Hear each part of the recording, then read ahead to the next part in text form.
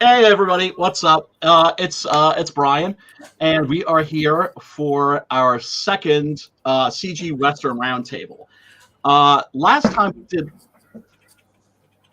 Oh, wait a second. I'm hearing my echo. I'm hearing my voice echoing because I'm like an idiot. I kept the page open on the YouTube. Yeah, you can tell I'm really professional at this, aren't I? But I did shell out the extra 25 beans so that we can have up to 10 people in here on StreamYards tonight because there's no way I'm rotating people. The more the merrier. That is how we roll here. Anyway, last time we did this, it was a lot of fun, but it was more of a shill stream. And we are going to shill some books, make no mistake, but I'd like to save that towards the end because what pissed me off was I came here to talk just the bullshit about Westerns, and basically that discussion started after we went off the air. And it was like, mother effers. Like, I wanted to talk about this shit before. What the hell's wrong with you fellas? But anyway, enough of my yakking. Let me bring in. We got Richard from Forest Publishing. We got my boy Matt Burke of Butch Cleaver infamy. We've got Mike Murphy, who just got Long Shadow funded, and then we've got this guy you may have heard of, Hall of Famer Mike Barron. What is up, fellas? How you doing? Doing Hello. good. Pop says Sweet. hello. Sims in the back. I say Pop. I tell Pops to. I say hello to Pops too, and I also tell Pops to calm the fuck down. I know, but I gotta try. And we got my boy Sim. There he is. What's up? Terminator. Hello, everyone. What up? What up, you sexy French Canadian? Hey, man. I was wondering if you were going to notice me in the back. Thanks, Matt. Calm down, dude. Before we went live, I made a point to say hey, because if I'm busy, I'm trying to run shit, and if somebody comes in and I don't notice, just to give me a quick Yeah, I was this close to going on the stream and going boomer. Hey, look, I'm an Xer, but I got my boomer moments. And if it wasn't for and this is my suggestion, folks, if you're an Xer or a boomer, have millennial friends. They will explain this stuff to you. Just be friends with everybody. You have something to learn from every type of people. Okay. Truth. Absolutely. Well said, sir. Well said. So yeah, this is a man stream. We're gonna be talking about manly stuff, high tea, no soy. There are a lot of people that would, I don't know, like to die old, sitting in their beds, surrounded by their children and their grandchildren and other loved ones. Then there's guys who would like to die making love. And then there's guys like us who would pretty much like to die like this.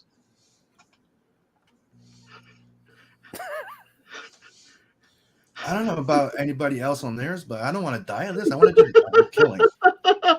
I want to live forever. That's what I call an existential movie. An existential movie is one where the hero is doomed and he's going to die at the end. And there's some of the greatest movies ever made, like The Grey, starring Liam Neeson. Yes. Or Sorcerer. Going out in a blaze of glory. Sorcerer, starring Roy Scheider. Those are three of the greatest existential movies ever made. Another great one. I don't know if you've seen it, Mike. The Great Silence by Sergio Corbucci. No, I've Raw never Cell seen Block it. 99 too. Oh, you're in for a treat, my friend. You are in for a treat. That is an incredible film. I got to see that actually at the Alamo Draft House. A beautiful new 4K transfer. It has Jean-Louis Trintignant and Klaus Kinski. And it's called The Great Silence. Well, it can be interpreted a number of different ways, but the hero himself, Silence, is mute. He had his vocal cords cut when he was a boy because he witnessed a crime, and they were like, well, we can't kill this kid, but let's sever his vocal cords. And I'm not going to go into like the entire plot and everything, but that is very much an existential film. And it's also about, I think Corbucci had this obsession with what makes a hero. And, like, is it more important? Are there things more important than survival? But I'm sorry, so you're going to say something. I was just going to say there hasn't been many like good Western lately, like movies and stuff like that. But have any of you guys see Ballad of Buster Scruggs? Yes. Yeah. Yes, definitely. I loved it. I love the first episode. The rest are kind of downbeat and grim. There's two of them that are a bit grim and low pace, but I agree with you. The first one is gold, and there's another that I think there's like two of them that are really good. The first one's with Buster, right? And speaking of Tim Blake Nelson, who stars in that first episode, he has a Western out called Old Henry, which is well worth watching. Yes. Oh yeah. Okay, I'll check into it. Old Henry. Yeah, I like the one with Tom Waits where he's the panhandler. Like measly. But am I the only one that when you saw that first episode, it's freaking Lucky Luke? Yeah, Lucky Luke. It's Lucky Luke. He shoots faster than his shadow, and he gets done at the end. You know. Yep. Now, with the mirror thing. Now, was Lucky Luke? That was a French comic strip. Yes, it is. Yes. Right. That's why most of us here in America don't know of it. I mainly know of it because there was a series of TV movies called Lucky Luke with animated. Hill. But there's also the animated ones that were translated a bit in English. But like people, there's more chances that people know of Lucky Luke than Blueberry. Sadly, one of the first books of Mobius under Jean Giraud. Yep. Yeah, Blueberry was an absolutely fantastic book, and it's kind of like like you look at Daredevil, Frank Miller's run, and you see Frank Miller becoming Frank Miller. It's known as one of the best Western comics. Yeah. Amazing. There was a film adaptation. What did you think of that, Sim? I didn't get to see it. It's weird. It's one of those where I'm like, they ruin everything every time. I know. I'm like, Argh. It's like the only good Lucky Luke movie that you got. Like, the other ones are fun to watch, but they're not really a Lucky Luke movie. It's the Dalton one, the French one they made of the Daltons. Mm-hmm, it's where you get the best Lucky Luke, where it's focused on the. Yeah, Juliano Jama, he's another actor I think would have made a great Lucky Luke. One character I've always wanted to see in a film. That's Batlash. Nice. That was John Severin's last work. Yeah, it was. Not this specific book. This is mostly Sergio Aragonés. His last work was Batlash. It was written by the Western author Peter Brandvold. Right. You know who I would see play Lucky Luke? And that would be iconic as hell. That's this right Clint here. Eastwood's son. Oh, I'm not that familiar with him actually. Scott, right? Scott Eastman, yeah. Like also you could play Nat, no problem. my space cowboy. Yeah. This was really wonderful, and Severin was just such a great artist. I mean, Batlash. Look at this. Yeah, one of my favorite characters. I mean, I'm also like a Jonah Hex stan to the nth degree. When it came to like the Marvel westerns versus the DC westerns, DC all the way. Did you see the Jonah Hex short story they did for the DC showcase? That's one of my favorite DC pieces, man. DC showcase are awesome. Yes, I know. Oh, I mean, my favorite so far has been the Spectre. The Spectre is that was good too. Yeah, I like the Adam Strange one too because they did a second go. Yeah. Wonderful stuff. I'm sorry, Mike. Were you going to say something? So let's focus on the subject. Would you throw up a page of Pat Broderick's art for Bronze Star? Oh yeah, that looks amazing. By the way, Mike. Let me see. Oh, that's right. Oh, yeah. Mike sent me that. Sent me a little preview. See, I didn't know if that was meant for public consumption. Oh yeah. We're showing it now. Okay, This is the greatest work of Pat's career. Oh, dude, I was looking at those, and they're freaking beautiful. See, these are the kind of pages that when you get them from an artist, you don't want to see them. You don't want to see them inked. You don't want to see them colored. You'd like to just kind of just put them out. We are putting out an oversized black and white artist edition. Oh, I know which one I'm getting. Yeah, I originally wanted to do Six Gun Gorilla as a black and white book, but black and white books are such a harder sell, tougher sell, unfortunately. I mean, I think some of that's changing. I think also now that manga is so well known, I think a lot of people are used to reading Western black and white comics, whereas they used to not be. But oh god, I am such a sucker for that stuff. It's not not funny. I think people are starting to become more receptive to black and white work. You know, like way back when I first started up in CG, I was worried about people's reception to Samurai and Dinosaurs, but I don't know. People took to it, man. I think the audience for it is growing. It is, and also when you think about our audience, right? The people that back our comics, they're people that are book lovers, and they're people who are art lovers. Right. We're down. And so, they want that.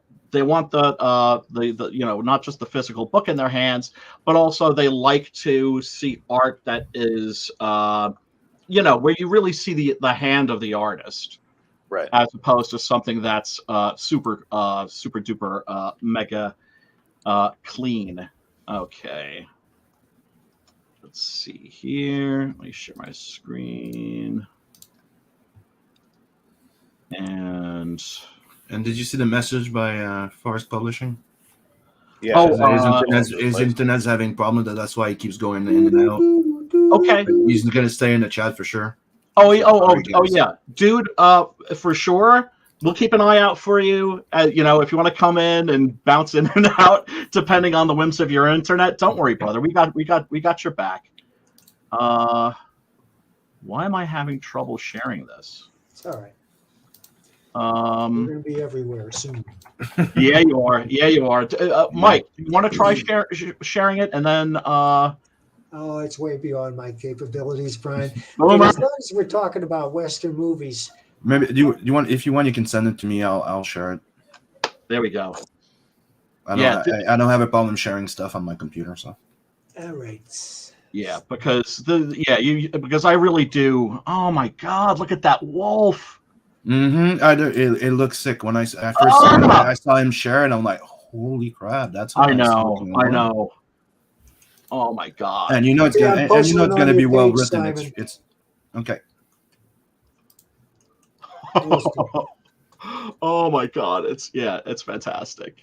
Yeah, it's really cool. But I'm sorry, Mike. I think you were going to say something about while we're getting that ready. You're going to say something about westerns. There are two westerns by Burt Lancaster. One is called Valdez is Coming, and the other is Olzana's Raid. And they're two of the greatest westerns ever made. Olzana's Raid was directed by what's that guy? It's up. He did Whatever Happened to Baby Jane.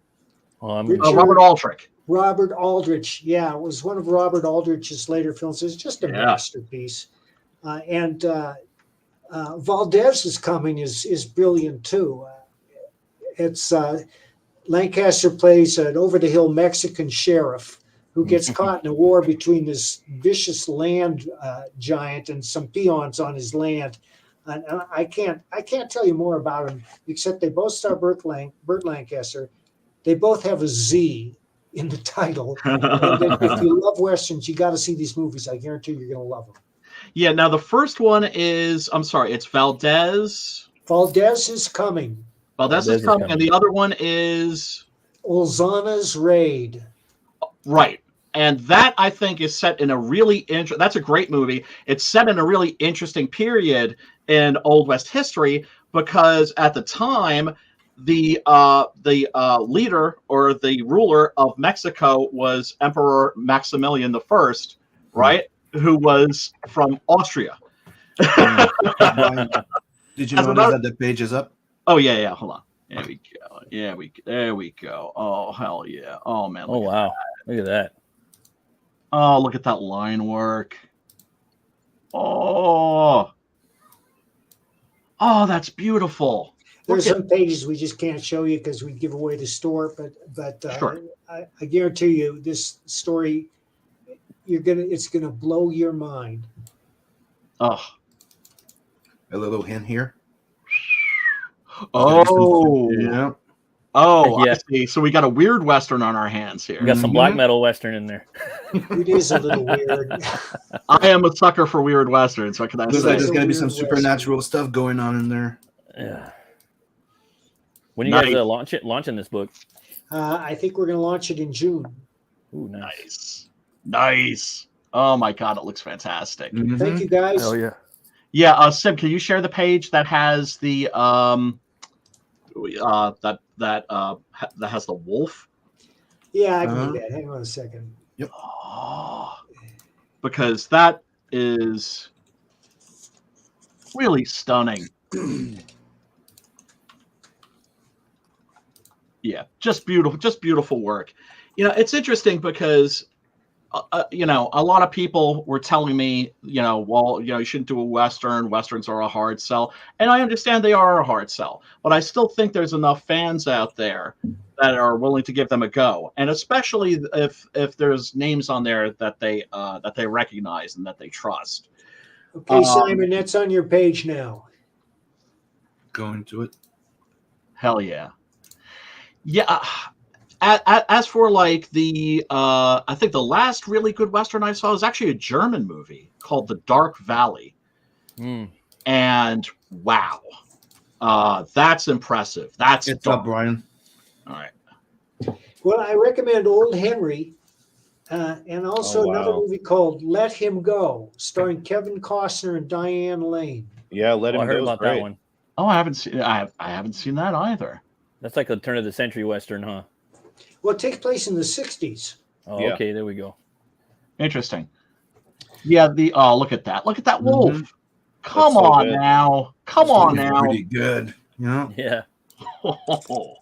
Oh, Mike, we can't wait for this. Me either. I'm excited. Yeah, understandably. Yeah. If I was getting pages like this, I'd be excited too. I mean, oh my goodness. Yeah. You got Pops at the top right there. Yeah. Well, Pops cameo. What up, Pops? Yeah. Beautiful work. But yeah, like I was saying, there's a German movie called The Dark Valley that is about a guy from the Old West. It's set during that era. It takes place in Germany, but he goes from the 1800s America to this town in the German Alps, which is run by a rather cruel and sadistic overlord who demands that not only does he get the first night with any new bride, he gets the first baby.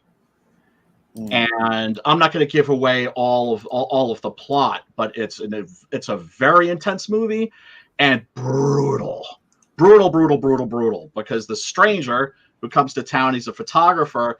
He starts taking pictures of all these people, and they start dying one by one, and in pretty savage fashion. But wow, I love that movie. I found it very emotional. The last one I saw. Oh, sorry. No, go ahead, brother. Oh, I was gonna say the last one I saw was with Mads Mikkelsen and Jeffrey Dean Morgan. It was called The Salvation. That was good. All right.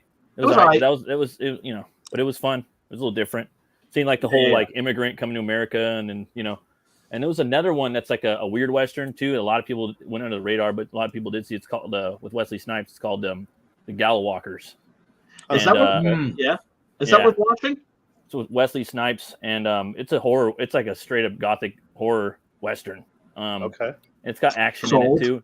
It's fun, and he's basically Blade out in the Wild West.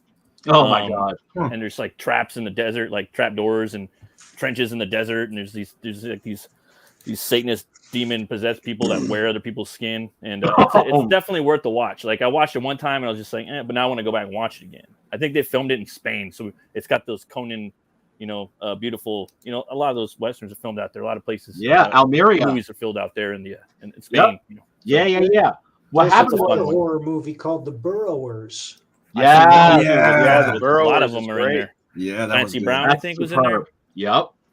He Yeah, gets that guy. he gets knocked out of the cast way too early, but he's in there. Yeah. That's a very good movie. I really enjoyed that. But yeah, the Italian westerns, the ones that were made by Leone and Corbucci and Salima, all those cats, those were all shot in Almeria, which is in Spain, because before they started making westerns, they were making peplums, sword and sandal movies, Hercules Unchained, the Machiste films. And Corbucci claims that he and Leone were like looking over this landscape, and they were like, we could probably make a Western here. Badass lick. And if you watch the early Westerns, the early Italian Westerns, they're basically imitations of American Westerns.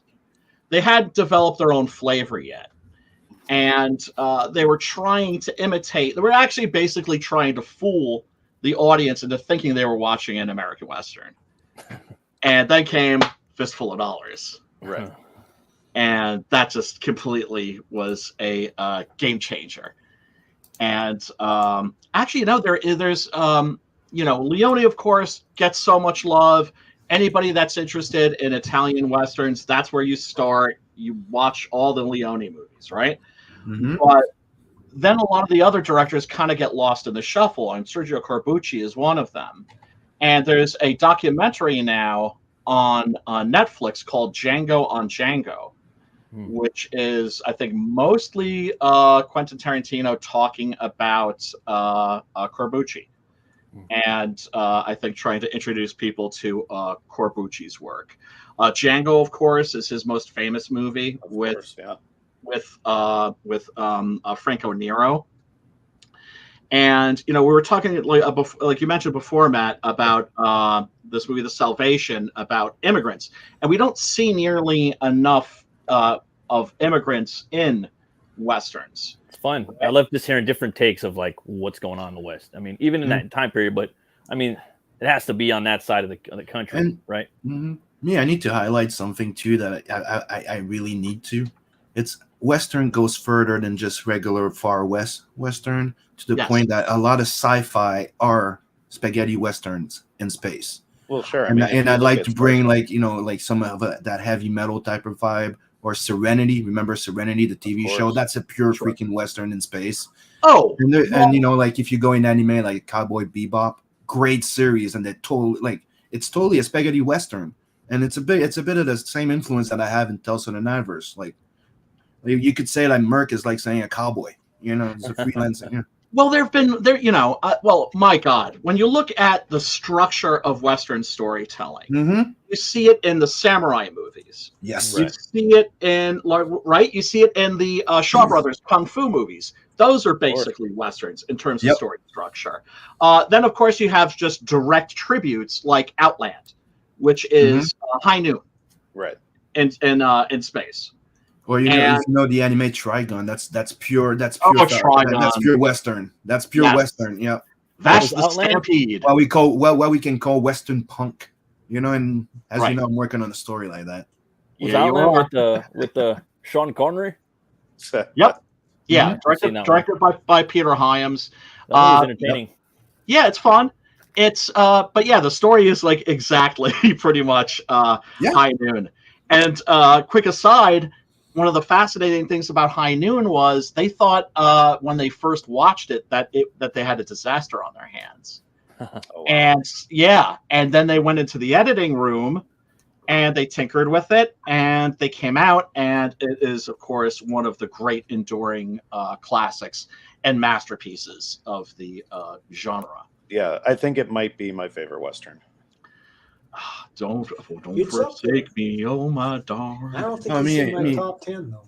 Yeah, I have a bias for the Clint Eastwood ones. I kind of grew up with them. Yeah, I mean, they were kind of like some of my first exposure with Terrence Hill and Bud Spencer and stuff. Yeah, man. They did their little type of Western slap arounds. That's my like my initial go into it with the Sergio Leone movies. Well, so I still have that little like bias where I'm like, I really love those. Like, Oh, Prince yeah, George yeah, is yeah. one of my favorites. Josie as Wales well. is my favorite. Unforgiven. Oh yeah. I definitely want to talk a little bit about Unforgiven, just because I watched it again Tombstone. recently, and it's wow. Really Mhm. good. Time has been very, very kind to that movie. Yeah, absolutely. Pale Rider too. I like that one. Yeah, I mean, Pale Rider is it's very sort of generic, It's weird too. but it's fun. Yeah. It's all right. Unforgiven is not generic. No. What a lot of No, people Unforgiven don't is a know, definitive statement. it is. It is. Yep. What a lot of people don't know is that Eastwood bought the screenplay for that, and it was written by David Webb Peoples, who's best known for Blade Runner. Mhm.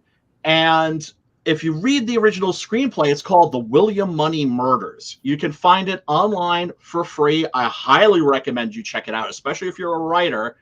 You can get it from like Drew's Scriptorama, right? And the basic concept was that, this is the true story behind this famous incident in the Old West. Because we always see Westerns, like especially the Leone films, which are like high fantasies, really, with massive, massive body counts. And that did not happen. There's a reason why the gunfight at the OK Corral is so famous. Right. Generally speaking, you didn't have that many people going down in a gunfight. Certainly not in a public space. Mhm. Although it didn't happen in the OK Corral, it happened in an alley behind the OK Corral. But I digress. So Eastwood bought that screenplay and sat on it because he was thinking, oh, this is going to be great for when I'm older. And when he was at just the right age, he was just like, all right, I'm going to do one more, and it's going to be this one. Right. Smart move. Guys, I got to bow out. Thank you for having me. Mike, always a pleasure, brother, man. Always a pleasure. Can't. Mike. What's Carry the book that you just previewed? Bronze Star. Bronze Star. Oh, can't wait for it, brother. All right, Take care, thank you, Mike. guys. Much love, All right. man. So, I had the strangest experience of seeing that in the movie theater. The audience that I saw it with hated it. What, Unforgiven? Hated it. Yeah. I think they were expecting, like, they were there to see, like, Clint blow holes in motherfuckers. But Yeah. most people have problem with movies that don't end super good. Oh my Yeah. God! Yeah, they can't take unhappy endings. That's Nah, what happened when I people seen have No a lot of Country. trouble with it. Yeah. I seen No Country in this old theater by my old work, and I got out and just people complaining. There's no social redeeming value. I'm like, that movie was fucking awesome. I mean, it was a modern Amazing. Western too, and just like, Amazing. cool characters. Javier Bardem just killing it. And just Oh my God! Coen Brothers with their westerns. Yeah, Sweet. amazing movie. Because a friend of mine was just like, "Man, that movie sucked." It's just like like the hero, he's going around, and then next thing you know, he's just laid out. And I'm just like, Kind of how the westerns are, though, man. Like I think you guys would probably agree with me that westerns are, they're like kind of post-apocalyptic genre. Oh, you know what I mean? especially the Italian westerns. Yeah, Yeah. I mean, to go back to what we were talking about a few minutes ago, I think one of the things, just going off of everything that we've talked about so far, that's readily apparent about westerns is how malleable the genre is. Oh my God! Yeah. And I think that's why even when you have people say, I don't really like westerns, if you can put a really good one in front of them, all of a sudden they are into westerns. Yeah, Yes. but I think it's because it has to do with the basic of how can I say? It's very simple. It's a vindication. It's a revenge. It's either like justice. It's very like, hey, here's the bad guy, and we're going to the bad guy. It's like playing a video game, and you get the big boss fight at the end. Right. Yep. It's the classic little thing. That's why you can see that little thing everywhere now. It's even like Star Wars is technically a spaghetti western mixed with some knights in space. It's Flash Gordon. It's westerns. There's a lot of. It's just westerns are usually the bad guy, the good guy, and then Yeah, without a doubt. And I remember, seeing Star Wars in the theater as a little kid. And what got the biggest cheer from the audience was Han Solo. Yahoo! Right. Right? Like, and that character redeeming himself and suddenly, realizing that there's something more important than, just him and just caring about his own ass. Right. Cut to 30 years later, and he's back to just caring about his own ass. But we won't talk about that. Yeah. Well, I mean, my God, the way that Chris Gore from Film Thread has a really great video on YouTube about like how to kill a hero. Yeah. The right way and how to do it the wrong way. And the right way was Spock dying at the end of Star Trek II: The Wrath of Khan. Yeah, that's not Film Threat. Like that Film Threat is his channel, but there's like another like LA based channel, Film Courage. Yeah. And then he talks about the disrespectful way that they got rid of the way that they killed Han Solo, dropped him into a void, which is how villains usually die. Right. Spoilers, people. Mm-hmm. But how Spike dies? Who dies? Spike. And Cowboy Bebop. Oh yeah. Oh yeah. Dude, that last scene, like yes. the way they link it to the beginning of the series, and then how he dies. Yep. It's so iconic that you're like, holy crap! Like that's how a hero, like one of those type of heroes, would go. Yes. He ain't good. He ain't good, but he's going out with a bang, and he's going for the good. Like he's redeeming himself, and the way that it does, it's awesome. Yes. Like I've had many people going, "Oh, I really like Cowboy Bebop. I hope they make the sequel." Did you ever watch this series? Well, I only watched the movie. Explains a lot. Yeah. Well, the movie, of course, is fantastic, and it's pure Cowboy Bebop, but it's a prequel. Right. It's not really a prequel. It's in between. Because remember in the series, that's right. You're right. They meet the girl, right? So it's technically in between. It's like right smack. And the whole crew is there. The whole gang is there. Yes. Yeah. So it's after episode 6 when everybody, all the crew's together. Yep. I don't know that I would want like a full-on another season of Cowboy Bebop, but I'm not gonna lie, I could see like a series of either standalone, like what are they called, OVAs? Like I could do with the movie, like something that fits in between, like the beginning and the end. Yeah, like I could see Jet doing some detective shit. Oh my god. Yes. I didn't watch a little bit more on Faye. That would be kind of cool too. Yeah.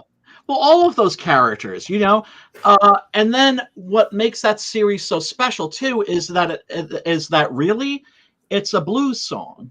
Right. The whole thing is the blues song, the blues. And it gives you the blues when you start watching it until episode 6. One big downer, man. Yeah, but it's a sweet downer. Oh yeah, dude, it's one of my favorite shows of all time. Right, and it's the kind of down where it's just like everything's gone to shit, but I still kind of got a smile on my face. Right. But if you remember, there's 3 series. It was part of a trio, and they're all spaghetti westerns in space, and all 3 of them were released at the same time. Trigun, Cowboy Bebop, and Outlaw Stars. And all of them. I've never seen Outlaw Stars. Check that one out, because that's one I discovered like a year and a half ago, something like that. Somebody's like, "Hey, your Tales of the Universe reminds me of Outlaw Star." I'm like, it's weird. It's one of the titles I had in mind. When I first started trying to look for a name, there's you come up with a whole bunch, right? Sure. I'm like, okay, I'll check into it. I see spaceship with arms fighting. I'm like, I don't know. He goes, no, check into it. So I started watching it, and I love the hell out of it. It's on top there with my favorite goddamn series, because it's like a spaghetti western mixed with samurai, mixed with freaking magic. There's magic in there. There's this, there's that. Like, yeah, pretty much. Yeah. That sounds great. I would love to check that out. Space Dandy, that was another great recent anime. I love that to bits. Yeah. That's so good. Basically, anything that are really bold. Like the quality of the writing is just, I thought was fantastic, and it had a lot of kind of. I don't know if the creator was aware of it, but when I started watching it, I was like Fear Agent. Yeah. Another one, if you haven't seen it, that I've discovered not too long ago, that also has that's a Western type of feel to the sci-fi. It's called Crusher Joe. I've never saw that before, and I fell on it the other day, and there's 3 OVAs, and now they're on top of my favorites. Also, like I love watching them; they're freaking awesome. What is this? It's called Crusher Joe. The first one's in '83, and it's between '83 and '89, and they're freaking awesome. There's like 1 original OVA, then after that they did two OVAs, and find them. They're freaking awesome. Did you guys ever see that movie, The Warrior's Way?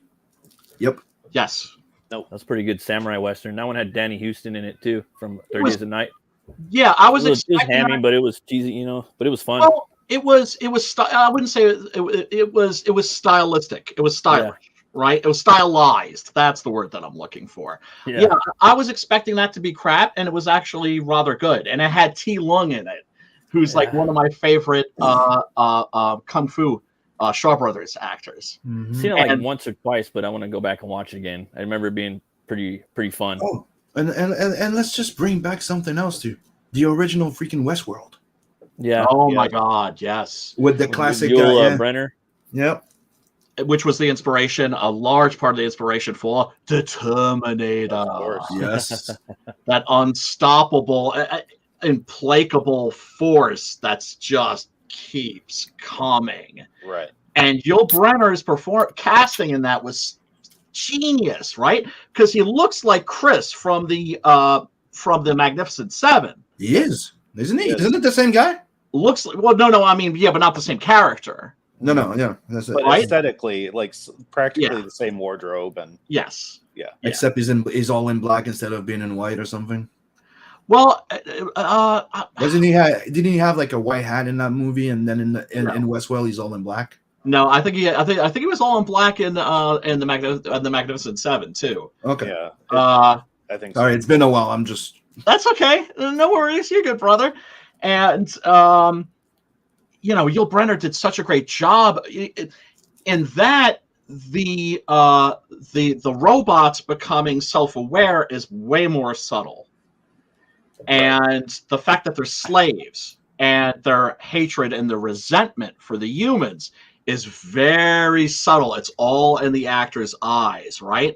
Like when Richard Benjamin is about to go to bed with this ho ho ho at the bordello, and she has a sad look in her eyes as she's taking her clothes off, and he kind of notices it, but brushes it off, right? Because she doesn't want to be doing that shit. No. And then how the Yul Brynner robot has a hard on for Richard Benjamin's character. Yeah, it's great, man. He just won't stop. He just won't stop. Yeah, because he's the last one that killed him when he bugged. Because when he goes into that tavern, that's when he starts bugging and he shoots him. Yes. And then he's just stuck on a loop on him, and that's all he wants. It's him. But also, it's that every time he faces him down, it's always fixed. Mm-hmm. And he's like, and then when he kills James Brolin, he's like, "Fair fight now, motherfucker." Right. He could have gunned him down right there, but instead he guns down his friend and is like, how you like me now? Right. Now let's do this. Run. And he throws the acid in his face. Yeah. Run. Yeah. And the first season of the Westworld series for HBO, I thought was brilliant. It is. I liked it. Yeah. I thought it was visionary. Yeah. And then Yep. And then 2016 happened. I never saw the rest of them. I just kind of watched it, and then I couldn't get around to the next ones, but everyone was saying it was dog shit, and I was like, eh. Yeah, no, like there's elements, and when I say elements, I mean like 3 scenes over the course of season 2 that I have appreciation for. Yeah. But that sounds right. Yeah, but like I don't know, kind of like Stranger Things, like Westworld, the TV show, to me is a 1-season TV show. Like that's it. And this is the interesting thing. You could tell that the people that made it ended it in such a way where that could be the end. Right. Mm-hmm. And so all you need to do is, because I remember watching especially the first 2 episodes of that. Oh my God. Horrific. They dove right into the horror element Mm-hmm. of Westworld and expanded on it in a Philip K. Dickian way. I think it's one of the main problems they have now with most movies is they don't know how to end movies or when to end it. Like or if they know you, that like, I watched like the Suicide Squad 2 movie. Mm-hmm. Like it's pretty enjoyable until they didn't know that they had to stop and lead to Justice League, if that makes sense. Yeah. Like if you watch the movie, like everything is working until Starro is freed. Like even the line, how it's done, it gives you the feeling that it should end there when he's free. Right. Like everything hints to you that that's the end of that movie. Yeah.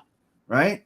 Yeah. And then after that, that should lead to Justice League. But no, it takes a different turn. The feel is different. And even the dialogues is shit, turns to shit. The interaction between the characters is shit. And it's all the star of that rat little girl. And you're like, makes no fucking sense. Well, if it would have ended like Starro just going towards the city, and they go, oh, fuck. Yeah, exactly. We need to call the Justice League, and then lead to Justice League, the next one, and Starro. Right, but they don't want to have Starro, which is a fairly ridiculous character, in like the Snyderverse, right? And let's face it, Starro would be. No, he was planned to be. Oh, really? No yes, kidding. It was part of the original plan because he is the first bad guy of the Justice League. Yeah, he is. Yeah, he is. He takes control of everyone. Yep. Totally a character inspired by the Puppet Masters by Robert Heinlein, which is fine. Comic books have always been stealing from other media and from each other, and that which is fine because you generally see them doing new and different things with those same ideas. Mm-hmm. The thing about a movie like that, that's a good example. It's kind of like the Chinese movies that are being made these days. You get the feeling like they have to have like the anti-Western, pro-Chinese propaganda in the movie or it doesn't get made, right? Yeah. And they're good for fillers. They're not good for conclusion. Right. So you watch something like True Legend, which is an awesome kung fu movie, right? Awesome martial arts movie, very much with a Western structure. And all the bullshit is tacked on the last 15 minutes. And you get a feeling that the directors are making these movies specifically so one day they could be like, okay, director's cut, boom. It's like another example I could use with the movie Buster Scrub there, right? Yeah. That story of the stub guy. Mm-hmm.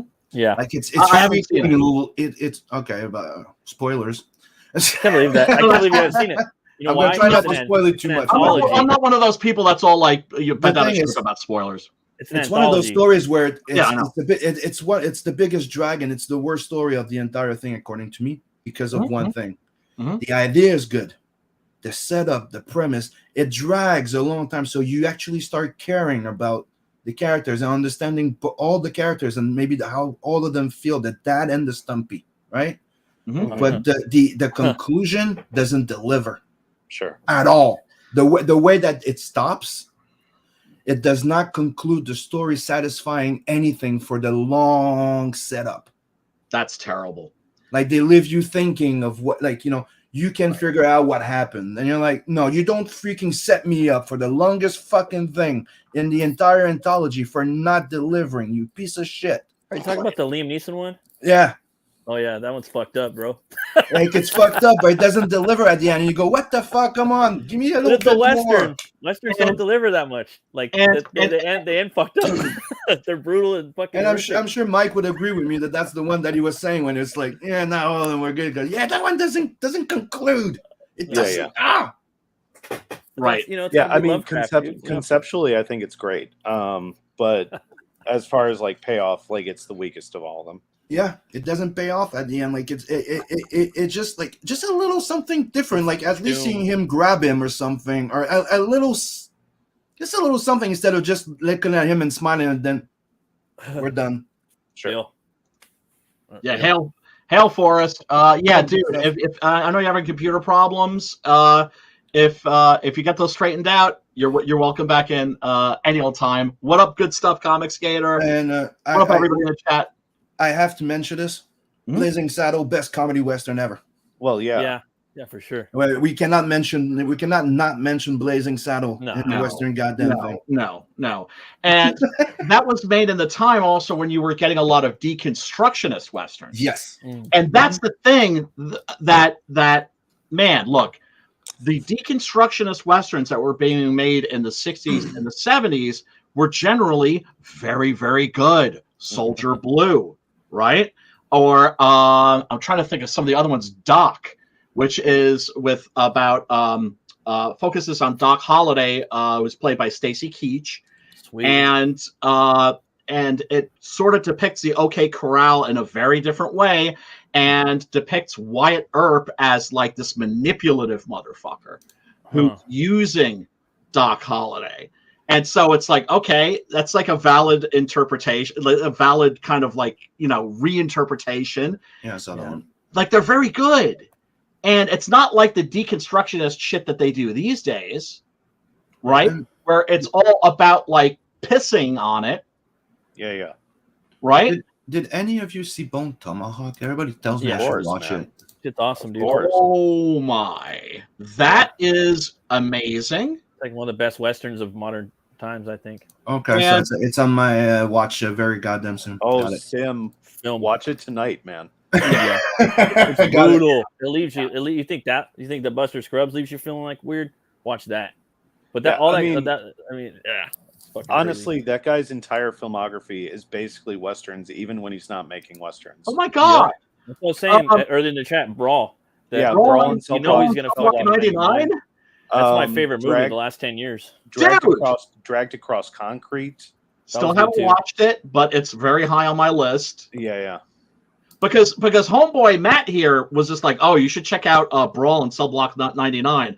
I watched that, and I'm telling you, when you get the last frame of that movie, you're just like, 4 stars. Yeah, the music just comes on, like the funk shit he's playing all the time. That was awesome. I don't even like Vince Vaughn, and I was like, all right, I like this. Oh, he's amazing. I know he's got fucking Norman Bates under his belt and shit, and he's funny, but it's just like, But that movie, I fucking love that movie. Again, probably last. And he looks yoked too. Like he genuinely looks ominous.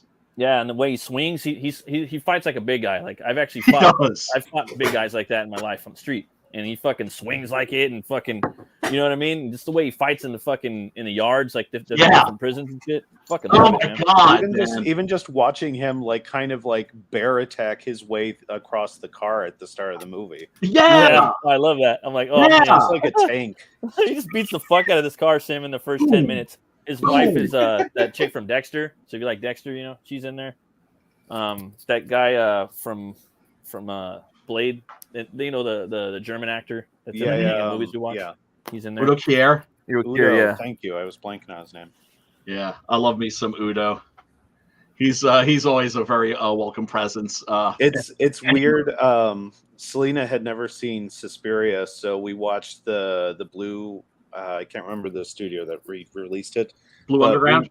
Blue Underground, thank you. We watched the 4K version of that. And he pops up for like 5 minutes in the middle of the movie. I know. Yeah. And you're like, oh, shit, it's like young Udo. Like, what the hell? He was a model. He was a male model. Yeah. And first of all, man, the 4K Blu-ray of Suspiria. Yeah. Turn all the lights down, crank Scary, the surround sound off to 11, because that's one of those movies. It's designed to just pummel your senses. Yeah, absolutely. I don't think I've seen that one. Really? Oh, you're in for a treat, my friend. Oh, you are in for a treat. You're gonna love that. Yeah. What did you guys think of? It's a must. Deadwood. You guys like that show? Yeah. Yeah, I did. Deadwood's like one of the primary influences on Deepwell, so I even used the same abbreviation, DW. Oh shit! Yeah, I can't wait for that. I actually I was renting it back when I had Netflix. I had the mail away and the streaming service, so I got through like the first season, and then all this shit started happening in my life. Just lots of things I had to do, and I like even to this now I can only like allocate so much time to viewing things. But I really was digging the characters in there, man. So cool, like the Carradines and the swear engines and the Oliphants, and the list goes on. But that was a great show, and I'm hearing good things. My buddy was telling me about that 1818 with Sam Elliott. He's like, dude, that show's fucking brutal. Like You got to watch that one. So I mean, that's the one I'm going to be like actually going after. And I wanted to see Yellowstone. I'm hearing good things about that because I really like Longmire. Longmire is just like a real modern Western, you know? Yeah. Like he doesn't ride a Bronco, he drives one and stuff. So the 77 one or the 2018 one? 2018. Okay. Or no, it's a 2022. It just came out. Yeah. The Suspiria? No. Both of them are good. Okay. Like I like the remake. But I refuse to watch it. I haven't seen the new one. It's good, man. It's good. But obviously it can't, and it smartly doesn't try to compete with the original. It kind of does its own thing. Mm-hmm. But no, like watch the original Sim. It's yeah, and make sure that you like I said, turn all the lights off and like crank the surround sound, and you are in for a very, very memorable experience. There's 2 sequels. One of them's Inferno, which is great, a lot of fun. Not as good as the original, but still an excellent Argento movie. And then he did the third one, The Third Mother, which is, you know, Inferno, but I mean, yeah, Argento past Trauma is like past like the mid '90s is.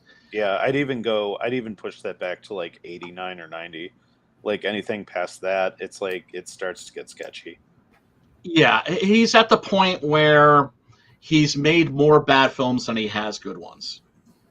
And that, you know, is just tough. It's like you hate to see a filmmaker damage his legacy, because that's what he's done. He's damaged his legacy in a severe way. But his classics are classics. Deep Red, that's another one that you want to check out, Sim. That's an amazing movie. But yeah, go ahead. I was gonna say it's a little off topic, but it's this movie called Wrong Turn. It's a horror movie. They made a remake of it, and I love the original, Stan Winston. Yeah, that's all right. They made like 20 more after it, but the remake is totally fucking different, and it's great. If you ever watched this TV show called oh man, it's about basically like Appalachians. I can't think of the name of the TV show, but it's like called the Outsiders or something, like whatever. It's about a tribe of people of hillbillies that live in the Appalachians, and they still speak like Celtic language, and they have a whole shamans and tribes, and they come down and raid the like neighboring villages and steal shit. So imagine like you take that and make it like a little horrific spin on it. But so it's a little bit like The Hills Have Eyes. It's like that, but it's crazy because like a lot of there's like this conception. Well, I mean that a lot of like Appalachians are you know inbred like hillbillies and shit like that. But then there's like also like there's this whole subculture of people that have survived since like a lot of like the Scots Irish came over here, the rednecks, you know, which had the red.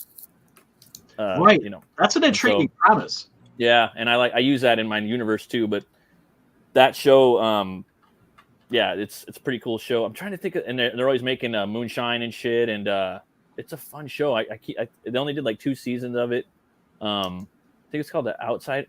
I can't think of the name. It's something Outsiders or Backsiders or Backwooders, something like that. Excellent. But Wrong Turn, you know, because I don't know. We're thinking about westerns, and I'm thinking about Americana and like backwoods horror. Yeah, it's not really the same thing, but it's kind of adjacent. Right. Yeah. Without a doubt. Oh my God, man! There are. Speaking of Dario Argento, he started out as a critic and then became a screenwriter and wrote the screenplays for Cemetery Without Crosses and Once Upon a Time in the West, which is really that movie. The shots in that movie, the wide shots in there, like in the whole like the intro, you know. So cool. Are you talking about Once Upon a Time in the West? Yeah. One of the best. To me, it's like Shane and that kind of jockey for position as like my favorite Westerns. You know, they kind of, it depends on the day of the week that you ask me. Did you guys see that one with Tommy Lee Jones called The Missing? Oh, sorry. Yeah, I've always wanted to check out The Missing. I never got around to it. I watched it like 10 years. I remember like seeing a poster for it, and I was like, I don't know. But I remember watching it probably about 10 years ago, and it was a pretty good movie. I think it was Ron Howard film too, and I think it was better than I thought. I think it was like kind of a spooky horror western, like investigation type thing, you know. Interesting. Check that one out again. Just added that to my watch list. I love Tom Lee Jones in Western movies, man. Oh man, he's one of those actors that's just like perfect for the genre. Certain actors that just have those, especially when you see them age. Yeah. And their faces change in like a wonderful way. One actor whose face has changed like magnificently is Stallone. Yeah, he looks like a different person now. He looks like Judge Dredd now. He's got blue eyes. Yeah, and it just right. You know, when I'm talking about wonderful faces, I'm talking about people like why do I have to fucking Robert Mitchum, right? Who always had that wonderful sort of hangdog. Right. As he aged, it's just like his face became better and better. You know, it just gained more and more character. Not every actor is fortunate that way. And Stallone, Copland is totally has. Oh yeah. The interesting thing about Stallone is he was like right at a tipping point. I think around like Expendables 2, where like you watch that movie and you're like, I think you're starting to have more work done than you maybe should, buddy. And it feels like around the time he went into Creed, he was like someone got a hold of him and was like, maybe don't go down this road. And so like it looks like he's letting himself age naturally now. Yeah. And he's like working on some shit. He's not a dummy. He's not a dummy. And I think, you know, it's just like, it's like, oh fuck, I used to be this good-looking guy. Yeah, guess what, dude? You're getting old. Right? Yeah. And you're an actor. Your face is your instrument. Now shut up and go play Lobo. Last Blood is the Western. You're right. He's a cowboy in there. He's a cowboy in Last Blood, and he's he's one of them that everybody's been like saying that could play it, like they put them in makeup, and he's one of them that I'm like, I'd go for it. Yeah, he could do it. He could do the Punisher too. He's sorely underused, I think, right now. Like he's doing a Western right now. Oh, is he really? Because I follow him on Instagram, and he was talking about something like in Oklahoma, or like, we're doing Oklahoma. All right, sneak peek, and he said something like that. And he usually like palms the camera afterward. But I was gonna say Last Blood to me is kind of Westerny. Like he's a cowboy. Fucking like look, I love that movie. I know that movie's divisive. I love Last Blood. I love that fucking movie. It's a Danny Trejo movie, though. That's my problem. I enjoyed it, but it's not a Rambo movie. It's not a Rambo, yeah. I don't know, man. I don't like. That's fine. That's what we're saying. We like the movie. It's just we like it. It's just not Rambo. It could have been something else, and it would have been, Yeah, it's a Danny Trejo movie, basically. Sure. I think I don't know. Maybe because to me it kind of we talked about this. It kind of bookends with the same First Blood and Last Blood. Sure. It's small. It's in America. It's just one guy against, like in this case, a cartel rather than a town. Sure. But then he walks right instead of like sneaking in Rambo style, like a ninja, and jacking fools and escaping with the girl. What does he do? He just walks right up to them. Yeah. And lets them kick the shit out of him, and the girl dies. That's not Rambo. Yeah, that's a little different. But I don't know if it's a different take. Usually he'll just be a one-man war against every fucking living thing. But it was a different take, and it is kind of Westerny. Like he's a lone gun. People coming in, taking out his shit. Tragedy. You know what I mean? He's but that's the problem. Is that when I saw that first picture of him on a ranch on a horse with the hat and where's the freaking mullet, right? Yeah. And I was just like, that doesn't look like Rambo to me. Like that's when I started considering that Lone Wolf versus the cartel. Yeah, right, exactly. Rambo is his lip fucking running down his neck. That's what I want. To me, the Rambo movies are like comedies. 2, 3, and 4 like that, but 1, he's kind of picking fools off. I get the point that if you take out 2 and all other Rambos out of the equation, right, and you would go just with the first one, then the last one, it could work, but not with what Rambo's been identified with. On the second and third, it doesn't work, but it does if you forget about them. Sure. Yeah, I suppose, but that's the thing. I get his point. Yeah. Yeah. And see, I don't know, man. Still, I think you could have created a new franchise with that. Oh, Yeah. Instead of trying to make it the end of Rambo. Right. And because that's what it felt like to me. It felt like a script for something else, like a Danny Trejo movie that got retrofitted into a Rambo sequel. That's what it felt like to me. I don't know that that's the case, but it wouldn't surprise me. Like I kind of feel like that's kind of what happened. And I think we're on the losing end of this argument, Matt. No, look, hey. I always say, like, whenever we do our horror, it's a good movie. That's the point. Is we're trying to say it's a good movie. It's a little different. But also, I think they're trying to tap into that old school original feel, and I don't know. I think it does work. Like, I understand like taking the sequels out. I think it works in context with those sequels. I think when because I watched all of the movies in a row, like maybe a year and a half ago, and I think when you take in the entire thing, there is a cohesive character arc. And the idea of him trying to, because again, like, I don't know when the last time you saw just straight up Rambo. So I guess Rambo 4. Yeah. Rambo. I don't know when the last time you guys saw that one, but it's been a while, but it's my favorite. It's great. He is on that path. He's on that pacifist path. Yeah. And he's ripped out of it, obviously, because you always have to have Rambo ripped out of it. Right. But to go from Rambo 4 to Last Blood, I see it, and I think it works. It's a mad arc, dude. He's totally like opening up. He's living. It's 10 years later. Yeah, like he's trying to atone for that. He's trying to be a pacifist, and even the whole thing of like walking up and just trying in earnest to get the girl back without bloodshed. That's him trying to take the higher path. Now, do I think in the back of his head he's like, this isn't going to work? I think he knew that. I think he thought. That's an interesting take. I think he thought he was fucked. I'm taking on the Mexican cartel. There's cameras everywhere. There's drones. I'm fucked. I think. Yeah, but he's Rambo. Doesn't matter. Dude. He's Rambo. That's the point, and he knows. He was Rambo. Now he's an old man trying not to be Rambo. He's John Rambo. I'm your worst. That's true too. That's true too. But but those cartels, they know he's coming. They got people everywhere. It's fucking Rambo. He's a superhero, pretty much, right? Because that was the thing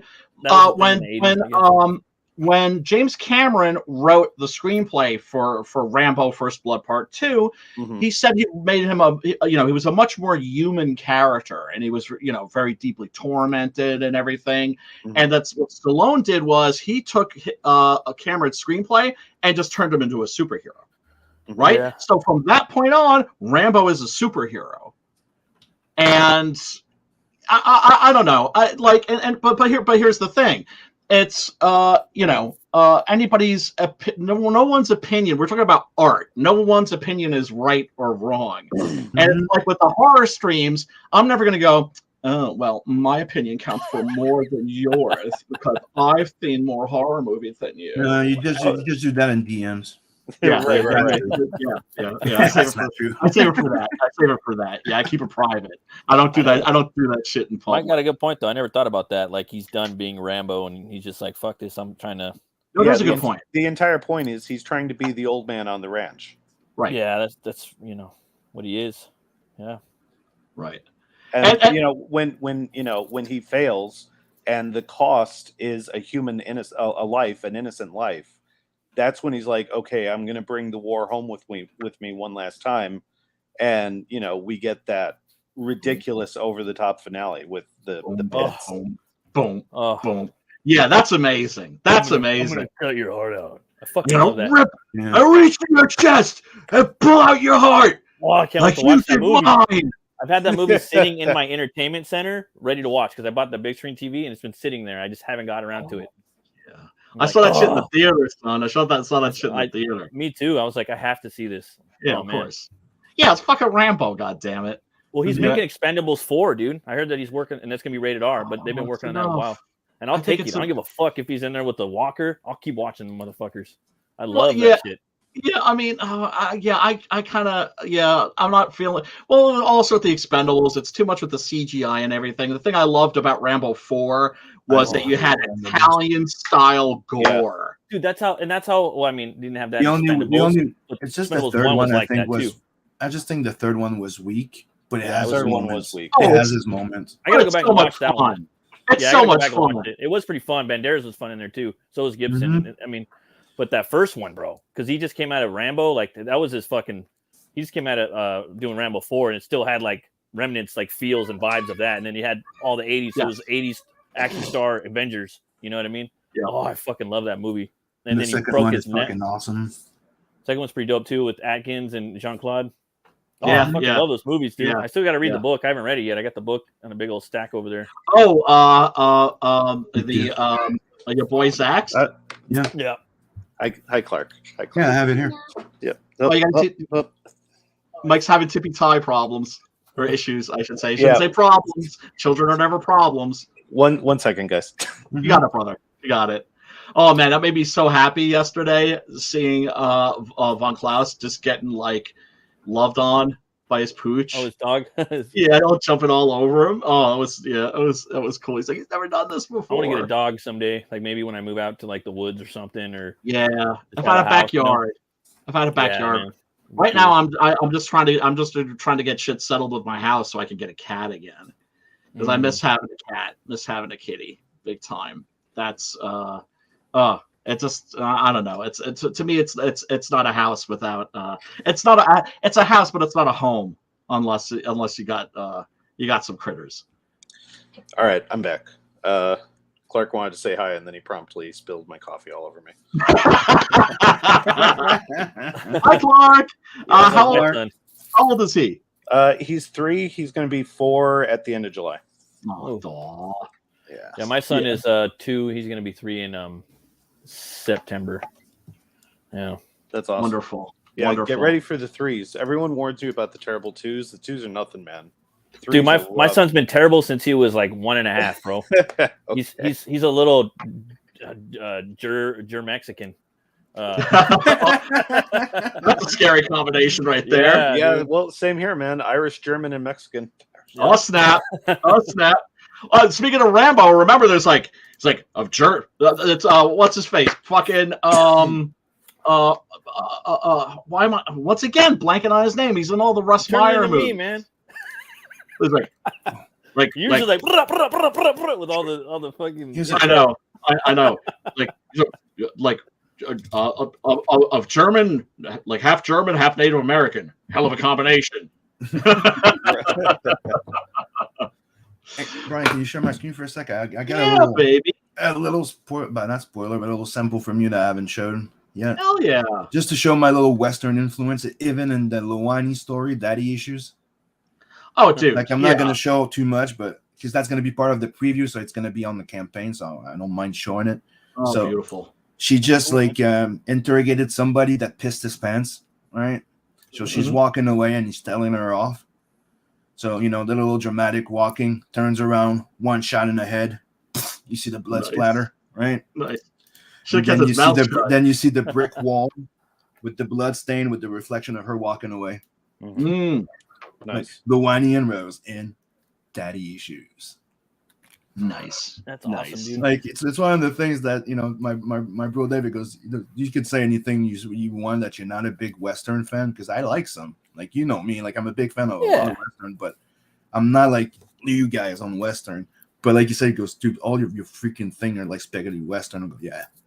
I got into him more later on in life, bro. Like I used to hate him. Like what kind of got me into him was the 90s, but prior to that, I'm like, I don't watch. Now I'll watch any Western.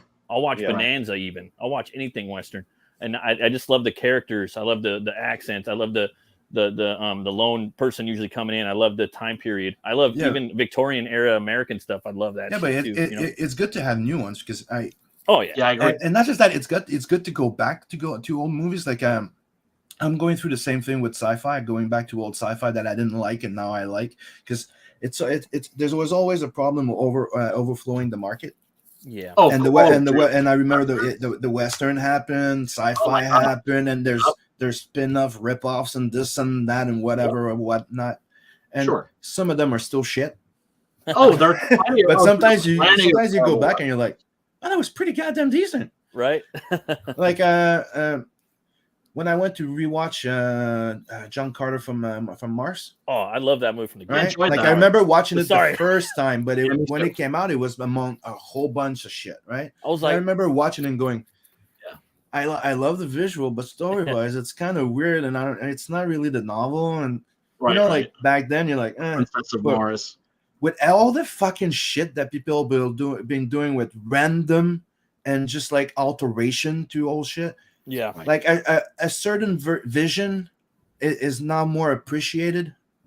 Yep. If you It's a respect solid it, movie. because if you look at it, they respected the IP. They just changed the way they're saying it by, you know, like some people say they ruined it by starting, telling too much in the beginning. But I'm sorry, You it's how to gotta do hook that. you in a movie. You have to tell it differently. You gotta tell a lot movie- of shit in a movie, dude. Sometimes. And that's just an example. There's many other movies I've gone back and going, oh, that was pretty good.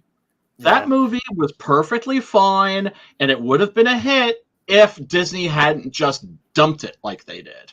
Yeah. But that's Maybe what they call did. it They the dumped title it. too. Right. And the title too, right? Mars is a hard sell in a fantasy in fantasy terms. We have had a lot of movies about people going to Mars, but they're science fiction films and they're reality based, right? Because now we know that there aren't people up there. Yeah. Right Well, but now they we know even- that Barsoom isn't up there, and so people can't, they can't suspend their disbelief in that way. I guess I don't know. The even stupider thing about the title is I remember reading this thing where I think it was an interview with Lasseter, and he was talking about how Disney forced the title change because Mars Needs Moms performed poorly, and so they didn't want Mars in the title. Yeah, they're crazy motherfuckers. Oh my That's all I god! gotta say about Disney. They changed the title to other people's movies too. There's an excellent movie called No Such Thing that was supposed to be called Monster, a little indie art house movie by an indie art house director, and they were like, "Oh yeah, you got to change the name to your movie because we're coming out with Monsters Incorporated." Yeah. Like, yeah. Right? And he had to change the title of the movie because what Disney does is they're not about winning the lawsuit. They're about just taking your ass to court and it's like, hey, we got bottomless pockets. They just You're want going to be your shit. fucking broke. Yeah, you're going to be you'll win the lawsuit, but then you'll be bankrupt. So, haha. And they want to just sit on shit so no one else can make it. You know, like they'll sit on Frozen for 75 years so no one can make the Ice Queen. You know what I mean? Right. Yeah. No, they're fucked up and greedy like that. My lady was saying that there's some crazy fucking videos of Walt Disney out there now, like Walt Disney, like saying some fucking weird, like racist shit. You know, I'm like, what? I mean, I know he was. I don't know. I'm just like, what the fuck? It was pretty crazy. Well, look, you put things into their historical context, right? Like, for instance, Vincent Price was Oh Young Guns. I actually Shit's tight as fuck. Me too. It's I like okay. them. Yeah, it's all right. It's all right. And I thought Young Guns 2 was fine too. And Josie Yeah. Yeah, the movie that got me onto chewing tobacco when I was a kid. And Brian, okay. I gotta tell you, man. Last time that we did this, you sold me on the shootist with Wayne. Yes. Yeah. So to you write sold this me down. on that, and I couldn't find it, and I Shootist. tracked down an international region-free Blu-ray of it. So Shootist. I gotta sit through that one, man. Oh, it's very good. It's very good. It's a wonderful swan song. It really is. And Wayne was dying of cancer when he made that. And Yeah. I've read some of the behind-the-scenes stuff, and it sounds really heartbreaking. It is. Like Jimmy Stewart not being able to sit through an entire take and stuff like that. Oh my God. Yeah. Well, I was watching a Boris Karloff documentary that's on Shudder right now, and they were talking about a TV appearance that he made, and he was in a wheelchair and on oxygen, and he took and when it was time to go on stage, he took the oxygen mask off, jumped out of the wheelchair, went out there, did his thing like a G, and then went backstage and collapsed back into the chair and put the mask back on. Right. Appaloosa. Yeah, I want to see that one. Superb. I like Ed Harrison here a lot. They're all good. Vigo is brilliant in that. Ed Harris is brilliant in that. You know who's really Jeremy Irons, but also who doesn't get nearly enough credit. Renee Zellweger. I thought you were going to say that. She's brilliant in that, and I do mean brilliant because I've known women like that before, and she captures that type of woman perfectly. What about this one, guys? I got one more. And you're going to be like, what the fuck? Oh, yeah, you're right. Yeah, I guess it is. Let's see. I got a love-hate this motherfucker, right? At the end of the movie? The end of the movie, right? Yeah. It Tournament is is Zatoichi. The end of the movie, right? Yeah. When he loses his eyeballs? That's a little Western draw, right? Well, yeah, they turn him into basically kind of like a Zatoichi, like the blind swordsman. Speaking of Zatoichi, there's a great spaghetti called Blind Man. And then it was remade as a direct-to-cable movie with Armand Desante. But what's great, and in that he's like Zatoichi, which is to say his senses are sharp and he's just blasting mofos. What's great about the original Blind Man is that in that his blindness isn't a superpower; it's a handicap. So, like, there's a wonderful scene, for instance, where Tony Anthony, who plays the lead character, is like, needs to kill these goons that Ringo Starr's character has left behind, and so he's doing his blind man routine, and they're being cruel towards him and knocking him around, and they're making a lot of noise, and so what he does is he makes sure they're all in the same spot, right? And they're all making a lot of noise, so he can hear them. And then he picks up the Winchester, and just goes boom, boom, boom, boom, boom, boom, boom, boom, boom, and then he waits, right? Because he's like, did I get him? Okay, I didn't get shot. I guess I got him. Yeah, that's an amazing movie if you can find that. Awesome. You're gonna hate me. Well, I'm not gonna hate you, dude. Just because we have different tastes. 30 Days in Hell. I don't think I've seen that. Not a movie. Yeah, I have no idea. As he kicks you out from the stream. It's Devil's Rejects. Right. William Forsythe. Bye, Matt. You kind of looking for the button for 5 seconds. William Forsythe in this movie. Let's see. Oh yeah, Devil's Rejects. Yeah, but he's good in here, dude. He's a revenge sheriff, and fucking going William after the bad guys. Is always good. I never had a problem with him. He's my favorite character in there. Yeah, that one's pretty fun. My goodness, man. His best movie for sure, Zombies, in my humble opinion. If we're going down a blind protagonist path, if anyone's looking for a borderline satire of that whole genre, I recently watched the re-release they did for Blind Fury. I was say Rutger Hauer, right? I got that on Blu-ray, son. Yeah, me too, man. It's so good. It's so stupid, but I love it. It's not stupid. It's not stupid. Oh, when I say stupid, I mean endearing. Like, yeah, because that's actually a really good movie that you weren't expecting to be really good. Yeah, totally, man. I love it so much. Yeah, it's great. And I love the Zatoichi films. Those are just fantastic. I've watched all 28 of those, even though they all basically have the same story. A couple books I want to recommend if you're interested in learning more about Westerns. This is, if you're writing Westerns, definitely pick up a copy of this, Six Guns in Society, a structural study of the Western by Will Wright. This is an academic book. This is not something that was made for Barnes & Noble. This was made strictly for academia. Write that down. Right? However, this was made back when academic books weren't shit. Right? Because sometimes I'll order an academic book. If I'm researching something, I'll sometimes get an academic book, and now they're all written in like this lingo. Now they're fucked up, dude. They're fucked up. So you know what I'm talking about. Well, I mean, it's just all fucking propagandized, and like it is. Back then, I mean, like when I was in school, they were probably fucked up. Now it's just like biblical fucked up shit. You know what I mean? Like the world's gonna end because of the shit they're teaching our kids. You know? Yeah, and you know, everything has like this lingo to make it very exclusive, and the research is all shit. Like, for instance, if you get an academic book on the witch craze, the medieval European witch craze, it's gonna tell you that it was like basically like the Nazi Holocaust, but for Wiccans. Right? And you're just like, wait, Wiccans didn't even exist. And then you flip to the bibliography, and you'll see that the persons learned everything that they learned for the book, all the books that they studied for that book, they all came out of like the occult section of like Barnes and Noble.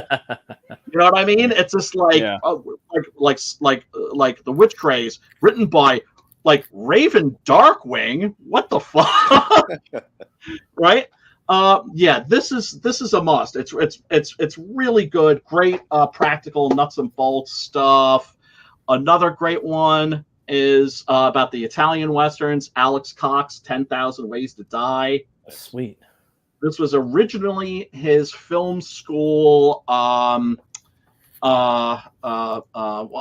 project. What are those called again? I can't remember. It's been so long since I've been in school. But this is great also because, yeah, it covers the Leone films, but it doesn't focus on them because those have been focused on so much. And if you want a really good book on the spaghettis, get about the Leone films. The definitive one is Something to Do with Death by Sir Christopher Frayling. Another great one on the spaghettis that doesn't focus on the Leone movies is this one, Any Gun Can Play. I like that art. That painting right there. Yeah, it's gorgeous. And this is fantastic. It's got so much. Look at all this, the full color stuff here. I love those paintings, dude. Oh, dude, yeah. Remember there was an age. Long ago, Rosetta shit right there, bro. Like, I'm not saying that's him, but I mean, look at the pyramid concept and shit. You know, there was a time. Let me tell you, children, about an age when movie posters weren't photoshopped pieces of shit. When there were actual paintings and works of art. I tell you, Brian, that's my dream. When I grow old, I want to live on a beach or in the woods next to a body of water. Like a lake, and I just want to paint like Rosetta. Yeah, baby. Yeah. So this is. Man, I love that shit, this bro. This is. Oh yeah, and another thing that's great about this, it even has a glossary in the back for spaghetti western character actors. Oh hell yeah! So if you're just like, oh, I recognize that dude. Who is that dude? Right. You'll find a picture. You'll find a picture and a name and their filmography and maybe even like a little short bio. So yeah, I definitely pick that up. I don't know if it's still in print. It probably is. Yeah, with the spaghettis, like what's your favorite of the Italian westerns? Just in general question. I like the good, bad, and the ugly. That's an excellent choice. It's Django for me, man. Nice, excellent choice. Also, Sim. My favorite western. No, your favorite of the Italians, of the spaghettis. Oh boy.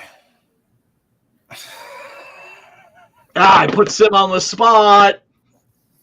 Well, you gotta know, boy. First thing that always comes to mind is Tombstone, but I don't think it's spaghetti western. No. Tombstone's fucking lit. Making no. Yeah, that's my favorite trying western. to figure out which one of the Clint Eastwoods, or maybe Fistful of Dollar or something. Fistful of Dollars for a few dollars more. Good, the Bad, and the Ugly. Once Upon a Time in the West. Ducky Sucker. Those are the Leone westerns. And like I said, the Leone westerns are amazing. They're the best, but I don't talk about them that much because they've been so widely talked about, and it's like when you know somebody that's like, oh man, I have a friend, Chris. If you're listening, Chris, this is for you. You're number one because you still haven't seen any of the Leone movies. What? And yeah, and I am envious of him because I mean, I watched my that shit goodness. on TV when I was a kid, like the Good, Bad, and the Ugly, and all those movies. Yeah, They were always on TV. The whole scene, also in those movies, it's just everyone saw it. Like they use it in a bunch of movies where he uses the stove lid. You know what I mean? Mm-hmm. Oh yeah, the stoveplate Under the poncho. Yes, It's amazing. iconic. It is, and has been stolen numerous times, Yeah. including in Il Nuevo Barbari, also known as Warriors of the Wasteland, which was like a Mad Max ripoff. Oh, sweet! That sounds awesome. Yeah, the Italians did a lot of ripoff of movies. Yeah, I mean, look, they built an entire movie around the concept of ripping it off with Back to the Future 3. Like, he's like, I've seen this movie and that other movie. I can do this. Yeah. I like that one too. Oh man, well, I mean, that's the thing about the Italians. They made the best art films, the best westerns, the best horror movies, and the best trash. Yep. Even their trash is great. And they're shameless ripoffs, and then their combination ripoffs. Like something like the 1990 The Bronx Warriors, where it's like it's a bit of the Warriors, it's a bit of Escape from New York, it's a bit of Clockwork Orange. It's like taken from like all these different movies. They're like movie mashups, basically. I think the last time we saw one of those like in a major way was Doomsday, right? Oh, I love that. Neil Marshall. Yes. That fool, for me, like he was on a fucking solid Carpenter run. Like he was doing all these badass movies. I was like, oh fuck yeah, I can't wait for the Hellboy reboot, dude. I was even down with the long metal hair. You know what? I'm like, fuck the Samurai Man bun. Oh no, give me great. Hellboy with the fucking metal hair. I was like, yeah, this is gonna be bad. Then you watch it. Yeah, man. Then I was crying in the movie theater, dude. Like, and I like left, dude. And I was just destroyed. I knew it was gonna suck because the word had come down, and Marshall himself was like, yeah, it's going to be a mess. The producer was fucking with me the entire production. I was like, ooh, Conan the Barbarian starring Jason Momoa. Oh, fuck syndrome. Yeah. The best thing about that Momoa Conan flick is that film had some gorgeous matte paintings. Oh, it had a lot of good shit in it, actually. I mean, there's a lot of little good things in there, Little good things. But the movie just, And it gets off on the wrong foot because right in the beginning, it gives you an explanation of Hyboria, and it's nothing like Robert E. Howard's Hyboria, right? Which like is was like a math that was broken into full sections. It's like, all right. I was like, I mean, I couldn't believe my eyes and my ears. I was like, you've got what? The second greatest fantasy world setting of all time, right? For me, it goes like this. It goes Tolkien's Middle Earth, Robert E. Howard's Hyboria, Burroughs' Barsoom, right? Although I kind of like Pellucidar a little bit more, right? But I got to keep it real. And they just like took it and just went, oh, no, we can do better. No, fools, no. Right. And I am scared. I do not. I do not. I live in dread of the Netflix Conan series. And the Netflix yeah, me too, man. They had that guy on Midnight's Edge talking. I forgot his name. Malberg or whatever, the fucking Swedish dude. Yeah. He doesn't know what he's doing. Sometimes you hear like, oh, well, he just kind of gets caught up in some bullshit, but then like you never really know. You know what I mean? I was gonna say too, like, what do you guys think about the dime store novels? Hey man, you're talking my language. Like the dime store novels, man. Those are interesting. Those are like proto like pulps, which are proto comics, which are what the fuck are we doing here type shit. Yes, and it's important to remember that pulp novels that a lot of the figures of the Old West that we're familiar with, right? Wyatt Earp, Doc Holliday, Jesse James, Billy the Kid. A lot of those dudes were being mythologized in their own lifetimes. Yeah, right? yeah. in those pulps. Yeah. And Wow, that's Bill. one of the reasons why getting accurate history about the Old West and about these figures from the Old West is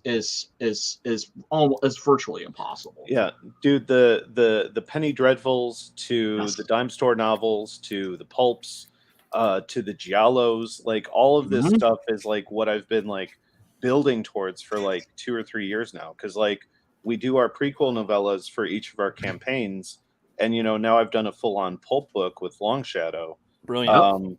Like the whole time that I was promoting Long Shadow, my thing was like, look, there's something about the format itself that I think could be carried through to today's readers. It's just modernizing it, you know? Like I think it's daunting to certain readers because they assume that it's just all prose, and it's like, no, it's this beautiful thing that's like somewhere between a novel and a comic. It's a storybook. Different form of multimedia altogether. It's like reading a comic, reading a book, playing a video game, watching a movie, watching animated film.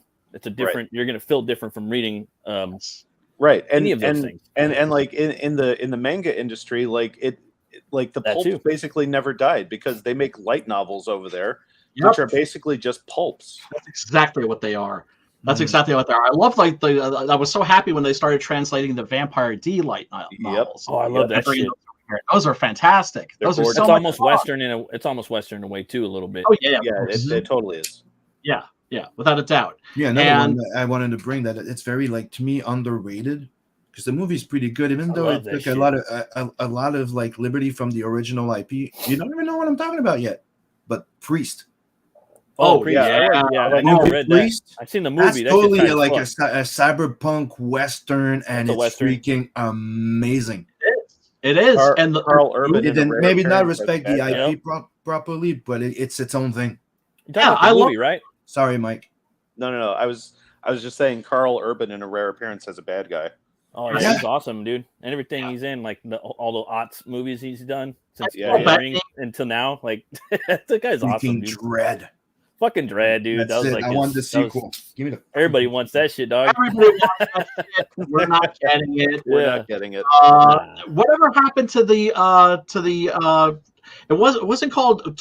I don't think it was even called Judge Dredd. Was it a series that was Mega supposed to be City called One? Mega City One through Amazon. Got canceled. Got canceled. And Carl Urban is down. I wanted his Batman. I was like, dude, he could play Batman. He could do Batman probably. I was thinking that, you know. And I have a lot of problems with the new Star Trek movies, but is his DeForest Kelly impression it's so good, on man. point or what? It's amazing. Also welcome to try and play Nat. Yeah, he'd be good for Nat. I would. Oh yeah, he would be. Yeah, he would be. Yeah, bro. I mean, don't get me wrong on Eastwood, but I mean, fuck. This fool's got like he's got a resume like a motherfucker. You know what I mean? He does. Yeah, he does.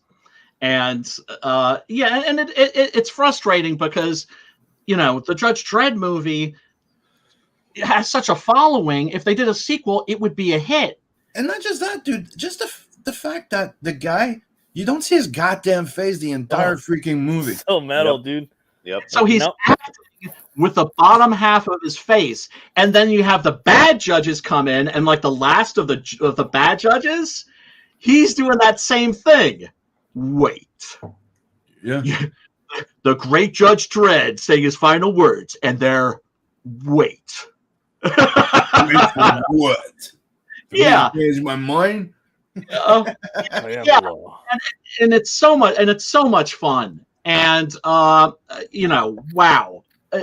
That worked so beautifully, and I remember seeing that in its theatrical release and loving it to pieces and thinking, like, you know, this is the closest we can get to like Escape from New York or something of that quality, because it felt very Carpenter-esque. Yeah, definitely, dude. And it's interesting that the English are the ones where you see the John Carpenter influence the most. You know, like in like Attack the Block, for instance, or right, like quite a few other. Carpenter. You say Carpenter, right? Mm-hmm. Oh yeah, Doomsday, like a mouthful. Yeah. Yeah. Well, there's a lot of I mean, that was Mad Max, Escape from New York, Alien. It's just like, I'm sorry? I've seen the castle in was there. pretty good. Yeah.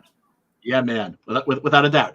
So I'm thinking about wrapping this up. We are at 1:30, and I wish we'd had more people pop in, but we did have Mike Barron.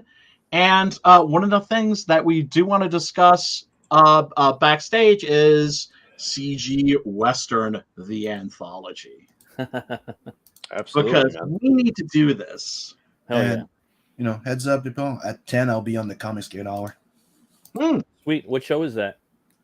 Lord Crackhead and all the gang. Yeah, and I'll be on with you. Oh, fantastic. Fantastic. Yeah, I was letting you plug it in.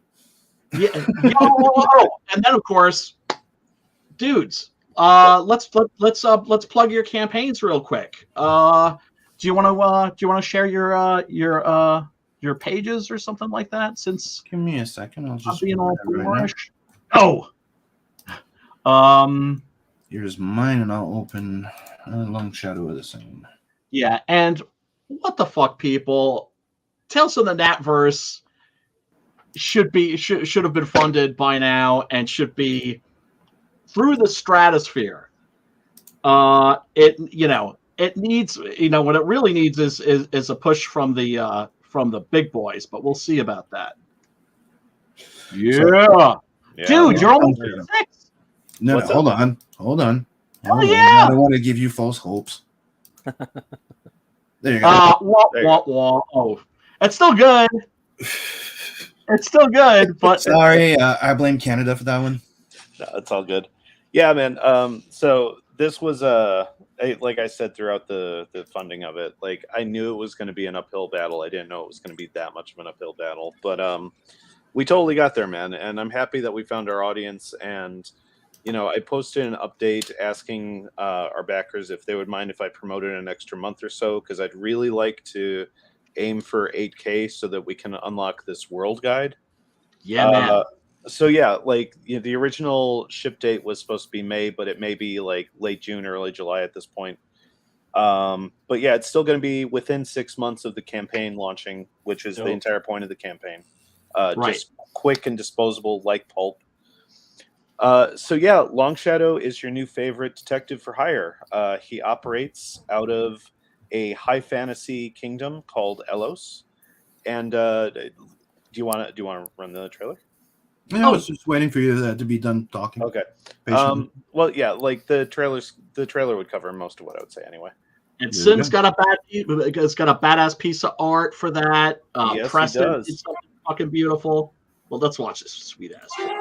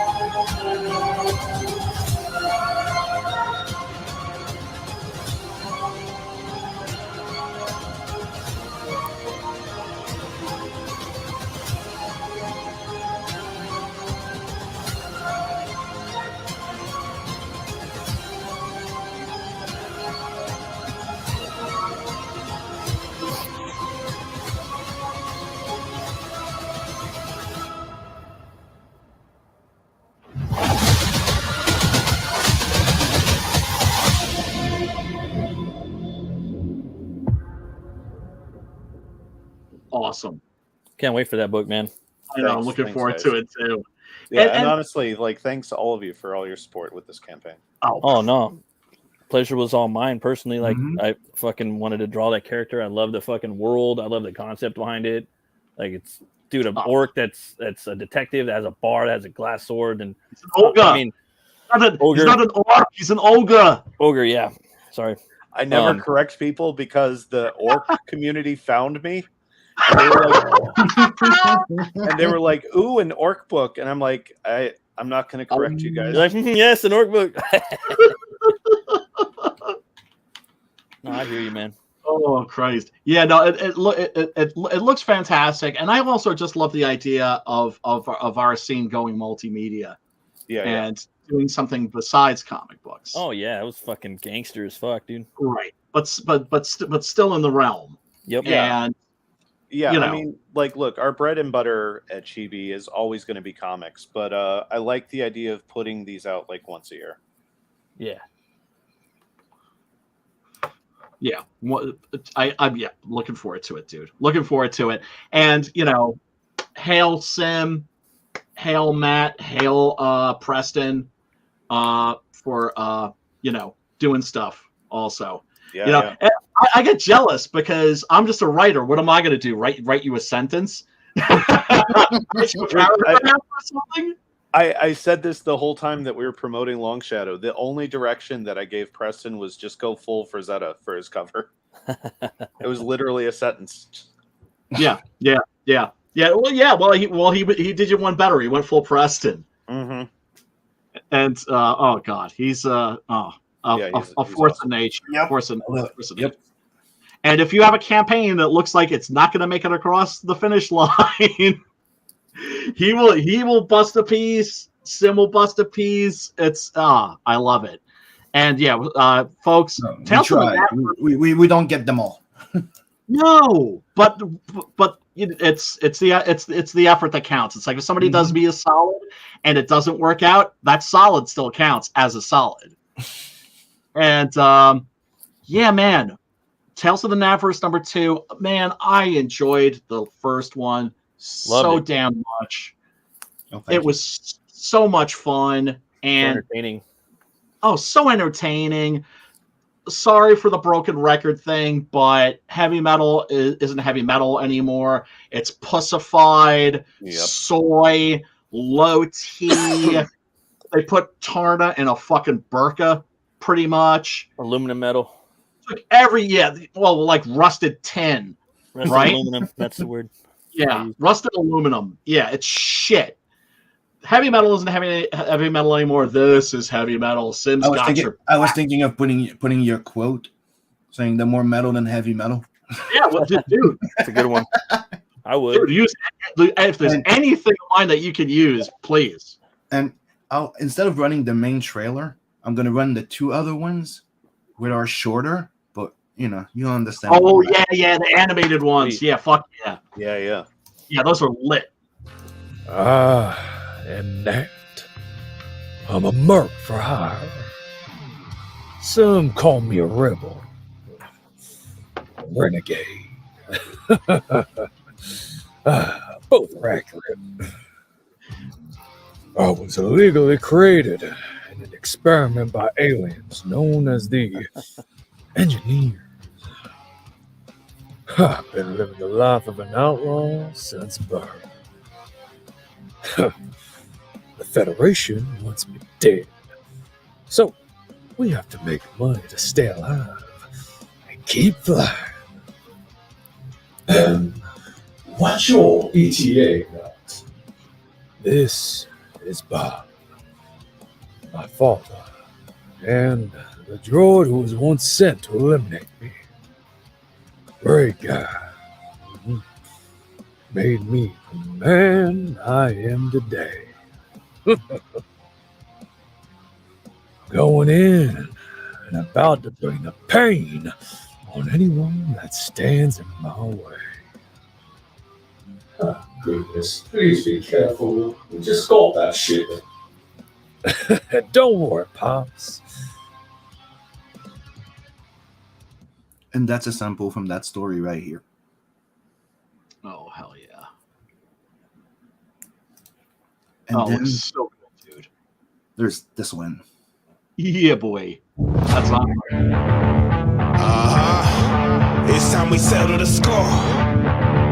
Yeah.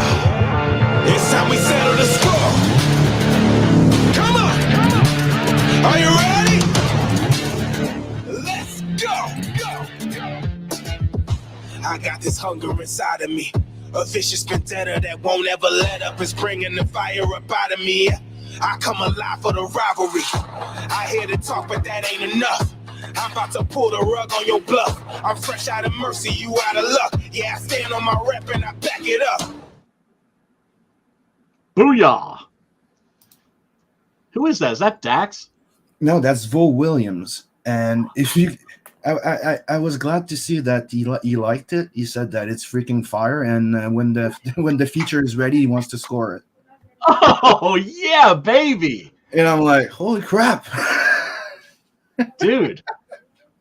Look, your work is impressive as fuck. But one of the things I want to say, and I haven't said it yet, but I'm trying to do a little mini episode of Nat. Would remember the name. That'd be sweet.